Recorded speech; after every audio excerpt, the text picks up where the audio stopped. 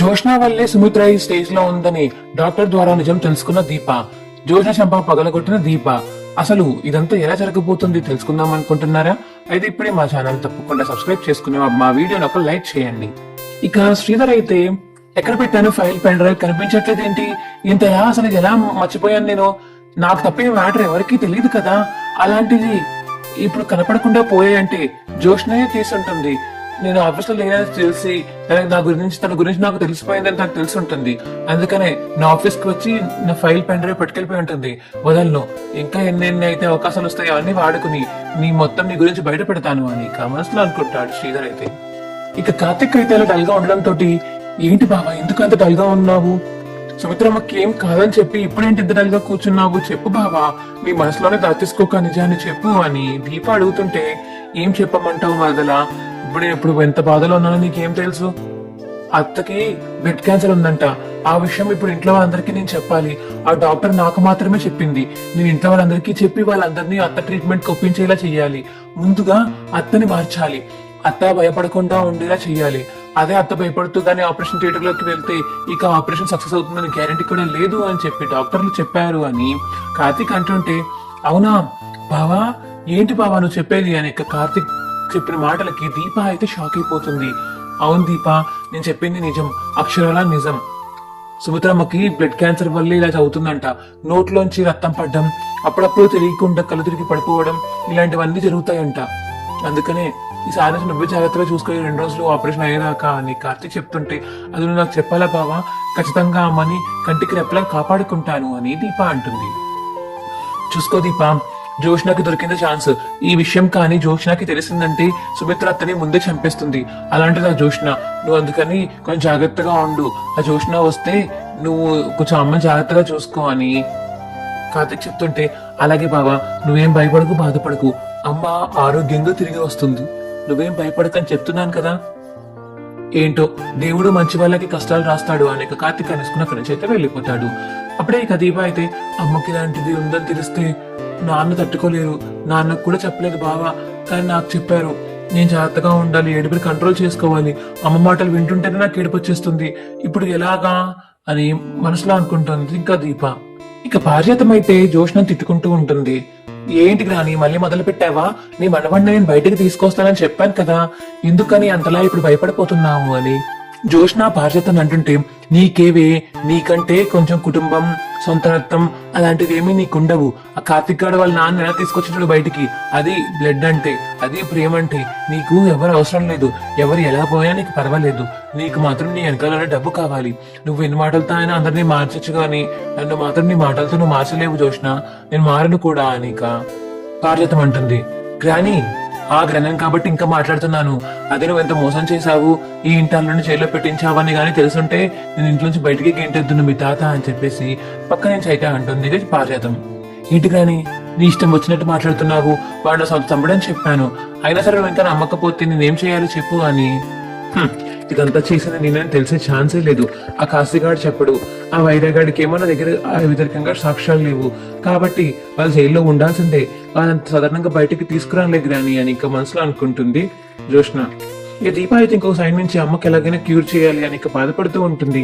ఇదంతా కాదు, అసలు ఏం చేస్తే తగ్గుద్దో, అమ్మకి నా విధంగా సాయం చేయగలిగింది ఏదన్నా ఉంటే నేను ఖచ్చితంగా అమ్మకి సాయం చేసి అమ్మని బ్రతికించుకుంటాను, ఒకసారి హాస్పిటల్కి వెళ్ళి అదే డాక్టర్తో మాట్లాడితే ఇప్పుడు డాక్టర్ ఏదన్నా సలహా చెప్పొచ్చు కదా నాకు అని మనసులో అనుకుంటుంది దీప. ఏదో బాగుంది వెళ్ళాలి అని కార్తీక్ వాళ్ళకి ఎవరికి చెప్పకుండా హాస్పిటల్కి అయితే వెళ్తుంది దీప. డాక్టర్ గారు, మీరు మా సుమిత్రమ్మని చూసింది మీరేనా అని చెప్పేసి ఇక దీప అంటే, అవును సుమిత్ర కార్తిక్ దసరదాలే కదా అని చెప్పేసి డాక్టర్ అంటుంది. అవునండి, మీ కాళ్ళు మొక్కుతానండి, మా అమ్మని ఎలాగైనా బ్రతికించండి అని దీప అంటుంటే, ఏంటి ఆవిడ నీకు అమ్మ లాంటిదే కానీ అమ్మ కాదండి అని దీప అంటుంది. ఏంటమ్మా ఇది, పొద్దున్న కార్తిక్ కూడా అలాగే అమ్మ లాంటిదే, మా అత్త డాక్టర్ నాకు అమ్మే అని చెప్పేసి కార్తిక్ అన్నాడు. ఆవిడ అంత మంచిదైతే ఆవిడకి అంత మంచి జరుగుతుందమ్మా, నువ్వేమింత బాధపడకు, ఆవిడని మెంటల్ గా స్ట్రాంగ్ గా ప్రిపేర్ చేయి, అప్పుడు ఆవిడ ఆపరేషన్ ఒప్పుకుంటే అదే చాలు. ఇంకా నాకు మీ అమ్మ రిపోర్ట్స్ చూస్తుంటే చాలా డౌట్ గా ఉంది, మీ అమ్మ ఇంత ముందు బాగానే ఉంది, ఈ మధ్య కాలం కొంచెం బాగా ఎక్కువైంది. ఎందుకో మరి రిపోర్ట్స్ చూస్తుంటే ఫుడ్ లో ఏదో కల్తీ కలిసినట్టు, ఫుడ్ లో స్లో పాయిజన్ గా ఇచ్చినట్టు ఉంది అని చెప్పేసి ఇక రిపోర్ట్స్ చూసి చెప్తుంటే డాక్టర్, అవునా డాక్టర్ ఏంటండి అలా నిజంగా 100% మీరు చెప్పగలుగుతున్నారా? అవి విడిగా నాకు ప్రూఫ్ కింద పక్కన పెట్టండి, అప్పుడు చెప్తాను ఎవరు కలిపారు వాళ్ళ పని అని ఇక దీప అంటుంటే, సరే నేను ప్రూఫ్స్ కలెక్ట్ చేసుకుని పక్కన పెడతాను, కానీ ఖచ్చితంగా మాత్రం చెప్పగలను ఈవిడ వంటలో ఏదో కలిసింది, అది కలిపింది ఎవరో దగ్గర వాళ్ళే అయి ఉంటారు, తన ఎదుగుదల ఇష్టం లేక కలిపేసి ఉంటారు అని. అంటే ఇదంతా చేస్తుంది జోష్న కావాలని అంతా చేసిందా అని మనసులో అనుకుంటుంది ఇక దీప. డాక్టర్ గారు మీరేమీ అనుకోకపోతే ఆ రిపోర్ట్స్ వచ్చాక ఒకసారి మీరు మా ఇంటికి రాగలరా? ఇంటికి వచ్చి ఇలా నిజం చెప్పండి, ఇలా ఫుడ్ లో ఏదో కలపడం వల్లే ఈవిడికి ఇలా అయిందని నిజం చెప్పండి, ఒక రోజు తర్వాత ఫాస్ట్ గా రిపోర్ట్స్ తీసుకురండి డాక్టర్ అని దీప చెప్పేసరికి, సరే దీప కంపల్సరీగా నేను మీ ఇంటికి వచ్చి తీసుకొస్తాను రిపోర్ట్స్ రాగానే, ఒకవేళ వస్తే వాళ్ళు ఈవినింగ్ వచ్చేస్తాయి, నేను తీసుకుని వస్తాను రిపోర్ట్స్ అని డాక్టర్ అంటుంది. ఇక దీప అయితే అక్కడి నుంచి వెళ్ళిపోతుంది. ఇక ఇంటికి వెళ్ళాక కార్తీక్ అడుగుతాడు, ఏంటి దీప ఎక్కడికి వెళ్ళావు? అందుకే నీకు నేను ఏ నిజాలు చెప్పను, నువ్వు కడుపుతో ఉన్న విషయం మర్చిపోకు, దానికోసమని ఇంకా ఊరంతా తిరుగుతూ ఉంటావా? ఎంత నీసంగా ఉంటుంది అనుకుంటున్నావు, ప్రెగ్నెన్సీ టైంలో కొంచెం జాగ్రత్తగా ఉండాలి కదా అని కార్తీక్ అంటాడు. అది కాదు బావా, నువ్వు చెప్పిన తర్వాత నువ్వు చెప్పింది విని అమ్మకి సడన్ గా బ్లడ్ క్యాన్సర్ ఏంటి, మా ఇంట్లో ఎవరికి లేదు కదా అని డౌట్ వచ్చి డాక్టర్ ని కలవడానికి వెళ్ళాను. డాక్టర్ నాకు ఒక షాకింగ్ న్యూస్ చెప్పింది, ఫుడ్ లో ఏదో కల్తీ కలవడం వల్లే ఆవిడ ఒంట్లో బ్లడ్ క్యాన్సర్ ఇలా వచ్చిందని చెప్పేసి డాక్టర్ చెప్పారు నాకు. కానీ అది రోజు కొంచెం కొంచెం ఇస్తేనే ఈ స్టేజ్ కి వస్తుందంట. నాకు తెలిసి ఇది ఎవరిచ్చారో నువ్వు అనుకుంటున్నావు చెప్పు, నాకు అదే అనిపిస్తుంది అని దీప అనేసరికి, ఏంటి చూసినా అని చెప్పేసి కార్తీక్ అంటుంటే, అదే బావా తనే ఇచ్చింది, అమ్మని చంపేస్తే నాన్న తన వైపే ఉంటాడు కదా, ఇంకా తన వైపు మాట్లాడుకుంటే ఎవరు ఉండరు కదా, చెప్పినట్టు వింటారు, ఆస్తి మొత్తం తనకే వస్తుంది అని ప్లాన్ వేసింది బావా.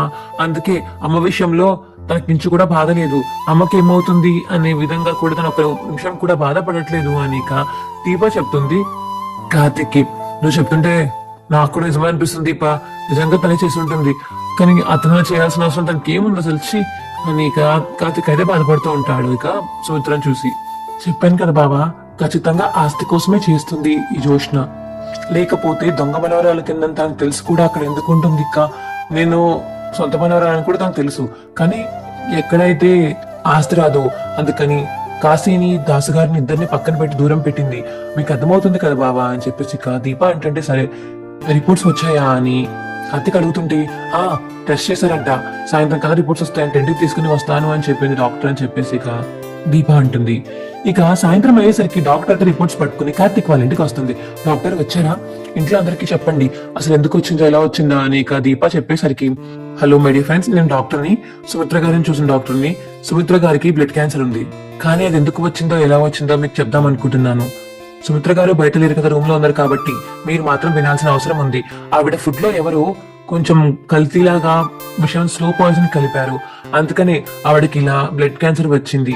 చాలా రోజుల నుంచి ఇలానే చేస్తున్నారు, కానీ దొరకకుండా సైడ్ అయిపోయారు. అది మీ ఫ్యామిలీలో జరిగింది, మీరు కొంచెం కేర్ఫుల్ గా ఉండాలి అని డాక్టర్ చెప్తుంటే, అనుకున్నాను దీప నువ్వే చేస్తావని, మా అమ్మ నేను క్షమించలేదని చెప్పేసి నువ్వే కదా మా అమ్మ ఫుడ్ లో పాయిజన్ కలిపిదంతా చేసింది, మొన్నేమో ఇలా ఫుడ్ గురించి ఐడియా ఇచ్చి అది నాశనం చేసావు, పిల్ల చేసావు కదా నువ్వు అని జోష్న అంటుంటే, నోరు ముయ్యి జోష్న, దీపక్ ఇలా చేసే అవసరమే లేదు అని శ్రద్ధ అంటాడు.